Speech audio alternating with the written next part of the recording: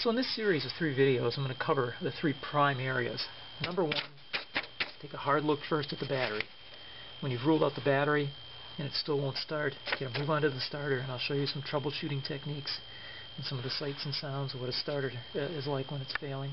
And finally, the last section is the control section, running from the ignition switch through a number of controls, permissives and such, until we get to the actual starter. Hi, this is David. In this video, we're going to look at culprit 1 when you have trouble starting your car or truck. The battery. Okay, so for a point of reference, we're going to start this car with a good battery charged up. We're looking at 12.49 volts.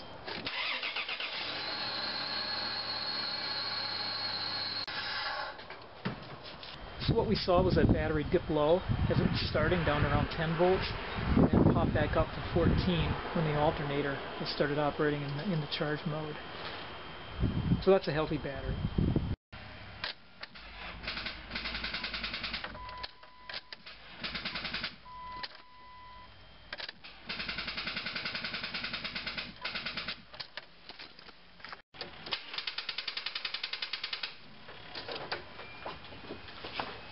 So this is one of the symptoms of a weak battery.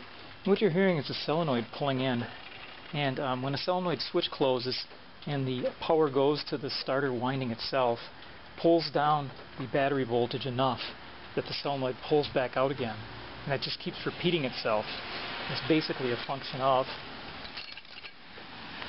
low battery power. The battery is discharged. So you have 11.4. You can make it out from there. 11.43, and that's too low a battery voltage to start the car. It is not, however, low enough to power the lights. But we do need a jump.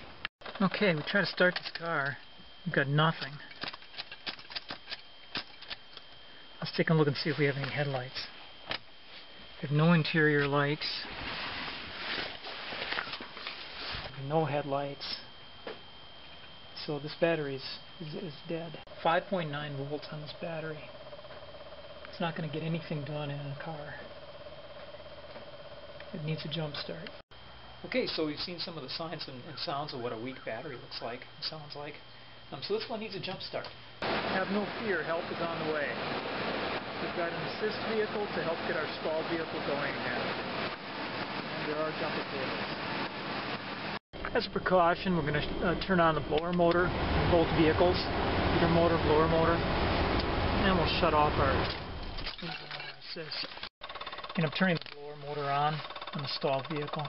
So we're going to start by placing one positive cable on the positive on the discharged battery. I'm going to go to the other positive and put that on the positive on our booster here. Next we're going to place a negative on the booster battery. Now the other negative, you might be tempted to put it on the battery. Don't do that. That is something of a safety hazard. I just want to keep this other cable, this last negative cable, away from any fuel lines, that sort of thing. The best place would be on the alternator if you can reach it. Otherwise, find an engine mount, a substantial ground that's on the engine block itself. Don't put it on a valve cover either. So we're going to put this over here, and we've got it on the alternator itself. We're ready to go. So at this point, with both batteries, with the jumpers all hooked up and ready to go, we're going to start the booster vehicle.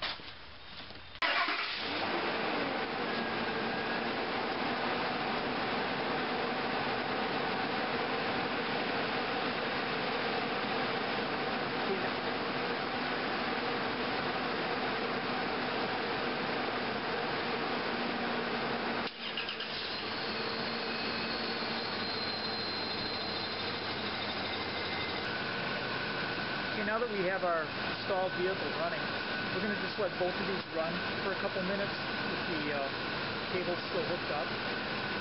Okay, now we're going to disconnect our cable And do it in the reverse order that we connected them. So we start with this one, install negative.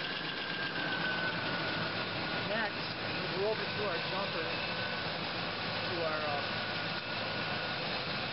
booster vehicle, and disconnect the negative.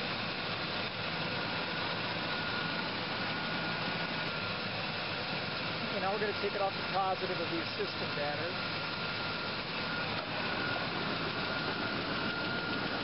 And finally, the positive of the battery that had been boosted. Always be careful in here that you don't get these cables anywhere near a fan or fan blade.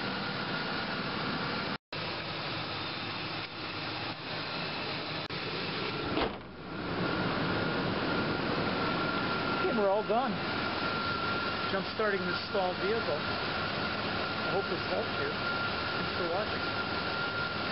And next up is going to be the starter. We're going to take a hard look at the sounds of a bad starter and how we can troubleshoot that. So stay tuned.